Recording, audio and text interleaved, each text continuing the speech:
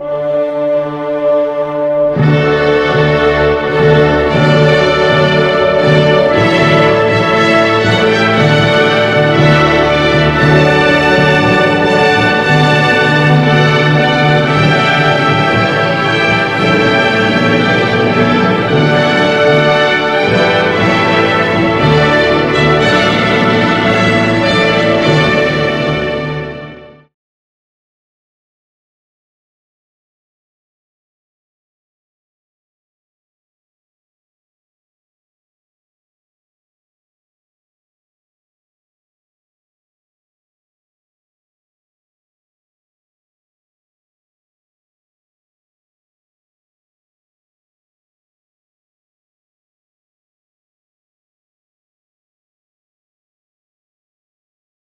problem with Sierra Leone is not so much with policies, but with implementation. We all know that there are a whole host of policies on mining, on education, on whatever you have, and these are accompanied by pieces of legislation. The problem really is, having got these policies, do we actually implement them? And I think it's a problem of, it's a combination of various things. It's a combination of problems of capacity and problems of not having the right people to do the job, and also a problem of political will. I believe that the capacity of ministries, departments, and agencies should be improved upon to be able to carry out whatever are the dictates of these policies. I also believe that the buck stops with the person who is in charge. The president should appoint the right people in charge of implementing these policies in terms of who he puts in the ministries, departments, and agencies. We can give excuses here and there, but I believe that if we were to stop right now and not even add to the policies, we could just improve things in this country. The political will needs to be there. I've seen in areas whereby the policy is very clear and it states very clearly what should be done. The legislation is there to be able to implement some of these policies, but the political will is just not there. And this relates to issues like law and order, it relates to issues like mining, it relates to issues like education, and we always have sacred cows. I don't believe in the theory of sacred cows. I believe you should put people in there. The buck stops with the president. If the president cannot make that decision, then it's his fault. If you have the wrong people in there, you can always change them. There are lots of competent Sierra Leoneans. Policies are one thing, but implementation, the political will to implement them, is what I will push for in a Keili presidency.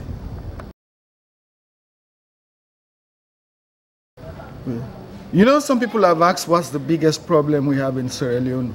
I would think, without comparison, that is the matter of youth unemployment. When you consider that youths between the ages of 15 and 35, those constitute over a third of the population, and when you consider those are the people who are unemployed, and when you consider that a lot of the youths have nothing else to do, they roam the streets with aspirations of their own, but these cannot be realized because of government policy. It's a big problem. If we don't address this issue, it's going to lead us back to a war. It may not be like the last war we had, but I consider the matter of youth engagement as a national issue that needs to be addressed with urgency. It all comes down to issues of how do we address the matter of youth education. You have educated youths who've been to college and cannot get jobs. You've got the others who haven't even got the opportunity to acquire that level of education. All of these need aspirations that need to be addressed. As far as I'm concerned with the matter of educated youths, I think we need to address the issue of education. We have a shortage of vocational schools in this country. We need TVET educational schools to be able to educate those kids who could not go far with tertiary education, academic courses in tertiary education, but at the same time could do well with vocational education. We have the issues of youths again who are unemployed that haven't really gone far with education. How do you engage them in pursuits like agriculture, in industry, in entrepreneurial skills? I believe you need to have a youth empowerment scheme. As far as educated youths are concerned, we are the only country in the sub-region that hasn't got a national youth corps. You need to integrate these kids into a national youth corps so that they can go and work in other areas of the country. You need also, with kids that are educated, to be able to match their educational skills to what is available in the job market. What jobs are they going to do in industry, in commerce, in various areas? This is one thing that we haven't done. If we do not address the matter of youth education, pay attention to this, stop using these kids as cannon fodder for our political pursuits, is going to be bad for this country.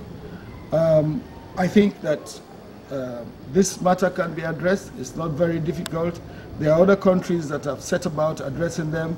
We have to address them in a concerted way, and it's got to be linked with other policies in other areas, because whatever you're looking at, whether it's in agriculture or in education or in commerce or in finance, you've got to think about these youths. And this is our future as Sierra Leoneans. We have to address them.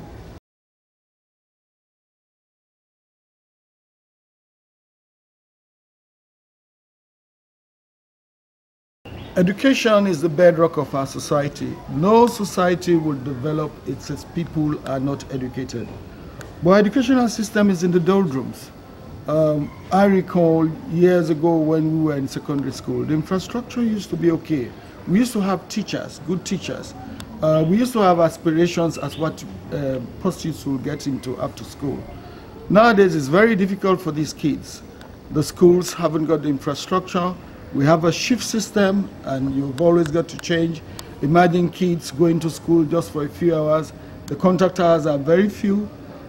Teachers are not well remunerated.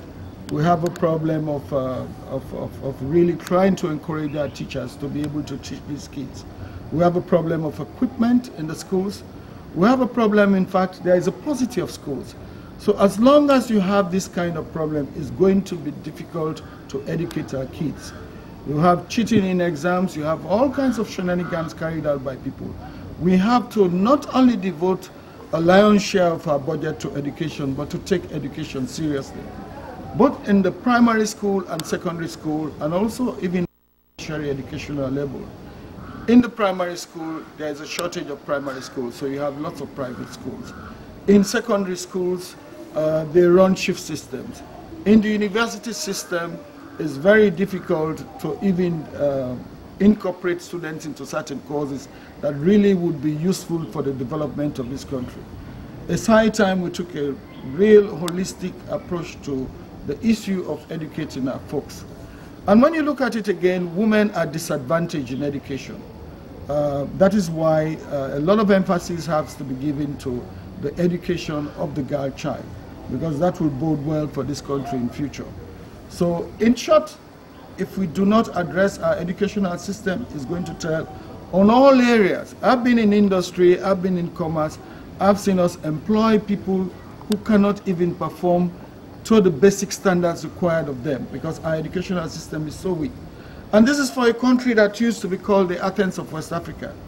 If we do not address our educational system, we're going to end up with a nation of illiterates.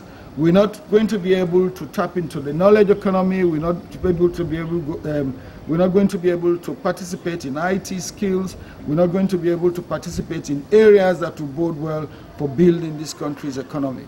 Education, education, education. You cannot go wrong with education.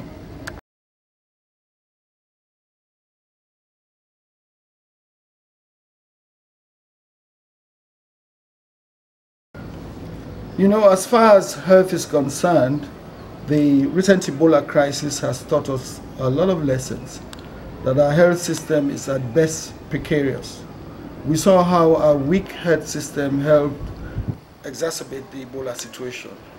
There is a paucity of clinics at the peripheral level. There is a paucity of staff, skilled medical staff that you could have. We have a dearth of equipment in our hospitals. The system is just not there. So when we had this Ebola crisis, it hit us very, very hard, and we had to get help from outside. If you watch what is happening with our health system, you go to hospitals without drugs. You go in, there are very few specialists in this country. In some of the professions like surgery and gynecology and so on, most of the specialists are in their 50s and 60s. We need to train more specialists. We need to take education down to the village level, take health down to the village level. And this needs to be taken very seriously. If we don't give the lion's share of our budget to health, it's going to affect us. The Abuja Declaration requires that we spend 15% of our earnings, of our budget on health. What we're spending now is far short of that, and there's so much corruption in the system. I believe we need to be practical about it. We need to be practical about giving incentives also to health workers to be able to work in remote environments. We need to pay our nurses well. We need to pay our doctors well. We need to train specialists. We need to develop district hospitals. We need to develop secondary and tertiary healthcare services at the local level to be able to treat our people. And we need to stamp out corruption in this system. As far as I'm concerned, I think one of the areas where you need the best managers in our health is in our health system. We also need to require that people have some sort of insurance, health insurance scheme. We don't have a health insurance scheme in this country. We had looked at a system whereby we could have a simple insurance scheme in which a group like NACIT could be involved, and individuals could be involved, corporations could be involved as well. Because if we don't insure our people and ensure that health services get down to the last person in the village, it's going to be very difficult in this country. We've seen from the Ebola crisis that human security is very, very paramount, and that is paramount for our development.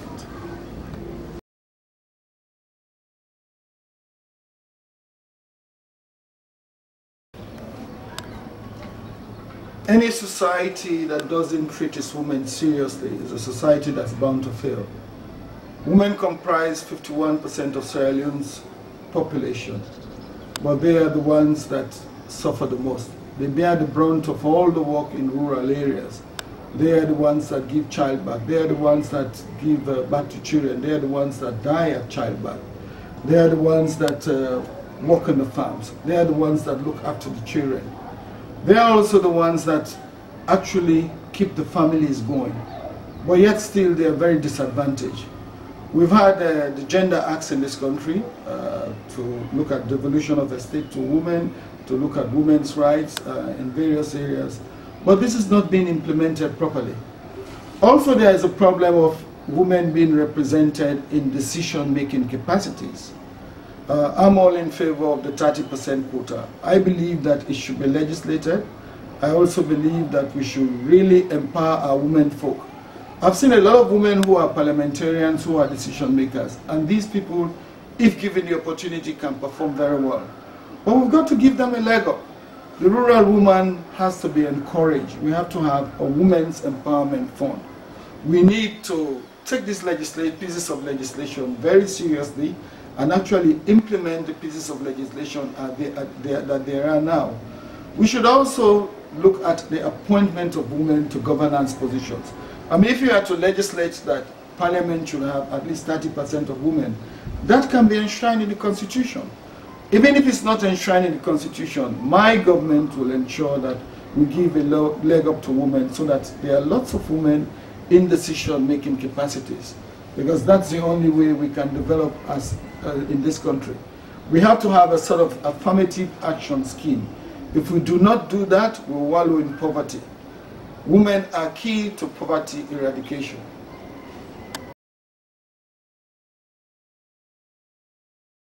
I lament the fact that this country is so divided, and we need to take the issue of national cohesion very seriously. The country is divided along ethnic lines, along religious lines, along all kinds of lines. And this is not good for our development. When one government gets into power and they control the purse strings of this country, they always try to get people into governance position and top positions that are sort of within their own governance support system, the areas where they come from. Political parties in this country, let's face it, are based along this ethnic divide. I believe that the issue of national cohesion is very, very paramount, and it should be engendered. We should make sure that appointments are based on merit. we should make sure that in whatever decisions we make, we take into consideration that there are many, many more tribes in this country, that this country has many ethnic divisions, and we must try to heal the divide. The only way I think we can do this is not necessarily by legislation, but I think that we need to have, I would certainly call for having a presidential task force on national cohesion. And I will base my appointments on meritocracy.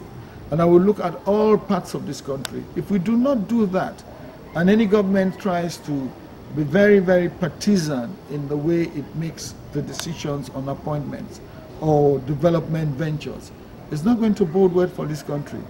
And all that will happen is another government of another type of inclination will come and try to redress the situation and do the exact opposite. So national cohesion, if we are to develop as a country, is extremely important.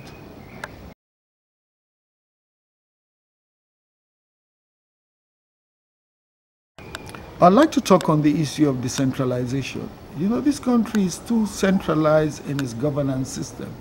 Time was, in fact, when they got rid of the local councils and all decisions used to be made at the center. As much as we do have local councils now, a lot of decisions are still made at the center. Local councils are there, they have some degree of administrative authority, but what is lacking is that they need to have the financial resources to be able to make their own decisions. Imagine a case whereby even to be able to get a passport in Bo or Kenema or Makini, you have to travel to Freetown. Things are very, very centralized. Decision making in terms of councils would like to make certain decisions related to health, education, and whatever in their areas, but they are hampered because they lack the financial resources. They make these decisions, but they haven't got the wherewithal. Like our medical services, we are supposed to be decentralized. A lot of the decisions still come from the central ministry here. Some amount of devolution should have taken place in most of these ministries, but that has not been done. I will ensure that this is done because I have the belief that unless the decision maker is close to the people and he or she is held accountable by those people, is going to result in bad decision making. That's how corruption crops up. I mean, if the Ministry of Lands or the Ministry of Health or Education is supposed to make a decision, it's but right that that decision is made close to the people that are affected. And then they can question those people. There has to be some degree of accountability.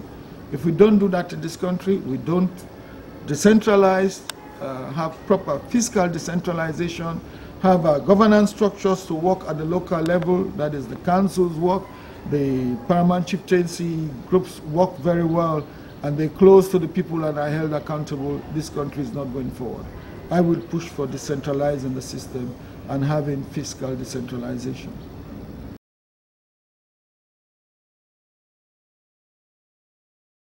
I'll talk about our mineral resources. You often hear that mining contributes up to 20% of our GDP and up to 80% of our export earnings. I've had this ever since I was a small boy. In the 70s, we've heard about this. We've placed a lot of emphasis on our mineral resources. But what have we got to show for it? I was a young engineer in Yengama, and when you go to Yengama now, it's but a poor shadow of its former self. We've been mining diamonds in this country since 1935. We've been mining rutile and bauxite and all kinds of minerals. What have we got to show for it for our development? The basic problem is that we've not been applying the resources we've been having from our minerals into other sectors of the economy to diversify our economy. And now we have another problem. There is so much corruption in the granting of contracts, so much inequity between companies, so much interference into what companies do, so much interference into various issues related to mining contracts, which are supposed to be standard, that we are being fleeced. Various reports have shown that a lot of companies are getting away with murder. And also our local areas are not really being developed. These areas where these minerals come from. I will push for having a standard mining contract. I will also push for developing our local areas. enshrine it in our laws that a certain amount of revenue and from government, from mining, from those mining companies should actually be spent in developing the local areas. I will push for also getting bigger companies come in. Bigger companies that can come in that will not be subject to the vicissitudes of the marketplace like we had recently with African Minerals and London Mining. But that calls for more transparency in your policy making, in your legislation, and in how you run things. And above all, we need to have the information to be able to give these companies that when they are coming in. I will push for strengthening agencies like the National Minerals Agency. And also for the issue of artisanal miners, I do agree that not everybody can be a large-scale miners. There are about 200 to 300,000 people in this country that live off artisanal mining. I will push for empowering these people. They need to diversify into other areas. So we need to look at the issue of alternative livelihoods for these people. So there are lots of things with our minerals, not only with our minerals, but even with our petroleum resources that we need to be looked at. But one of the things that we need to be sure about is that there is transparency in the granting of contracts, and that these contracts are well implemented by these companies, and government has to be in charge.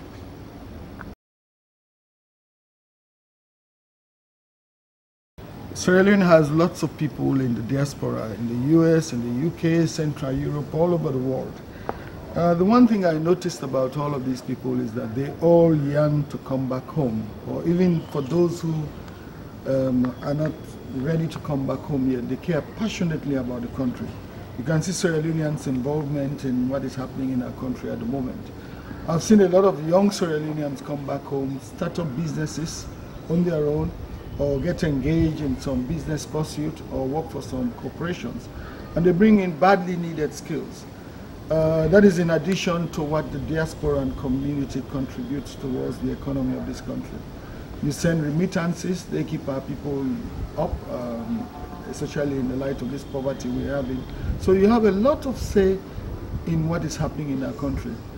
You have a lot of say in our economy. You have a lot of say in the way we do business. But this has not been translated into respect for diaspora and Sierra Leoneans. You don't have the right to vote. I think that is wrong.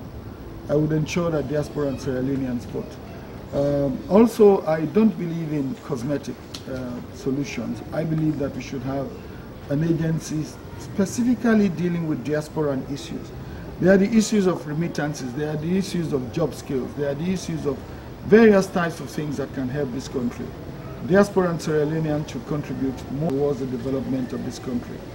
And it behoves us to have a government that respects these people.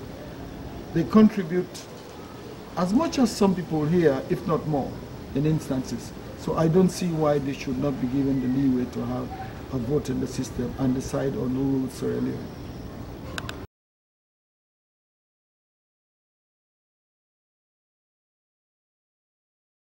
I'd like to talk a little bit about leadership. You know, all kinds of people, everybody's coming up and saying, I want to lead Sierra Leone.